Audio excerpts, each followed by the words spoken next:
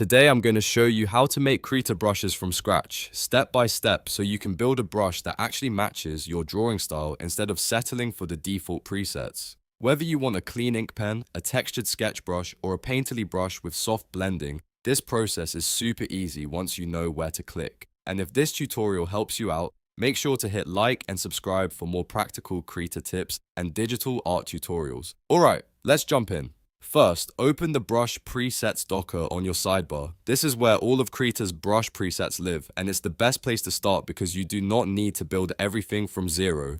Instead, you choose a base brush that already behaves close to what you want. For example, if you want a clean line brush, start with something like Basic 5 size. If you want something softer and more painterly, choose a wet brush or another brush that already has blending behavior.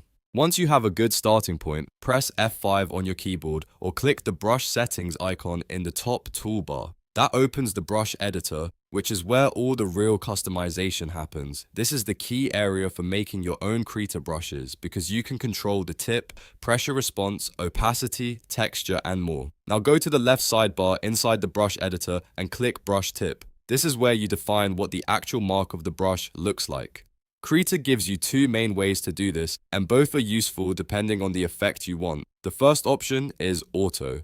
This lets you create a procedural brush tip using a few simple settings. You can adjust the size, which controls how large the tip appears. You can change the ratio, which affects the shape width and gives you more of an oval or stretched look. And you can tweak the fade, which softens the edges and makes the tip feel less harsh. This option is great if you want a basic custom shape without importing anything. The second option is Predefined. This is where you can choose a ready-made image stamp or texture from the list. You might use a leaf shape, a grainy texture, or any other stamp style tip. This is perfect if you want your brush to leave a more artistic or patterned mark. A lot of artists use predefined tips when they want quick texture without having to draw every stroke manually.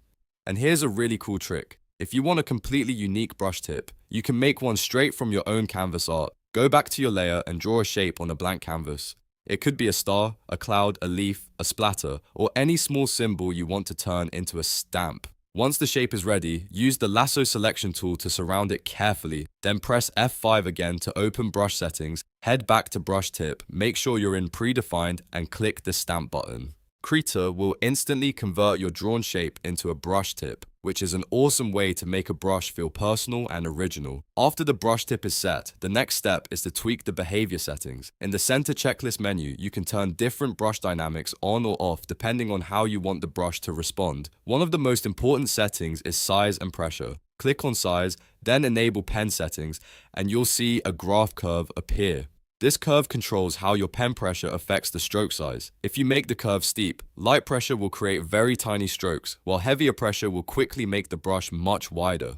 If you keep the curve gentler, the size change will feel more gradual and natural. This is where you can make your brush feel stiff, soft, responsive, bold, or delicate. So if your brush feels too sensitive or not sensitive enough, this is usually the first place to adjust. You can also edit other useful behavior settings like opacity, flow, scatter, and texture. Opacity helps control how transparent the stroke is. Flow affects how paint builds up as you draw. Scatter can spread the brush marks around for a more organic effect. Texture adds surface detail and can make your brush feel rougher, grainier, or more traditional. The best part is that you can combine these settings to create something that really fits your art style. Once you've adjusted the brush tip and behavior, it's time to test everything. On the right side of the brush editor, you'll see the Scratchpad panel. This is where you can test your brush strokes directly before saving anything. Try a few short strokes, a long stroke, some light pressure, and some heavy pressure. Watch how the brush reacts so you can decide if it needs more tweaking. This step is important because it lets you catch problems before you save the preset. If everything feels good, click Save New Brush Preset at the top right of the pane.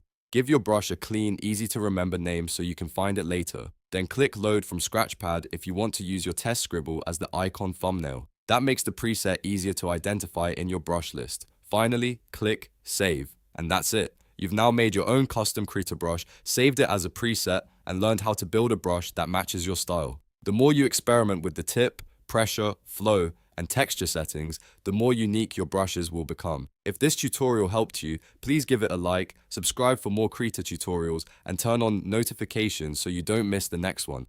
Thanks for watching, and I'll see you in the next video.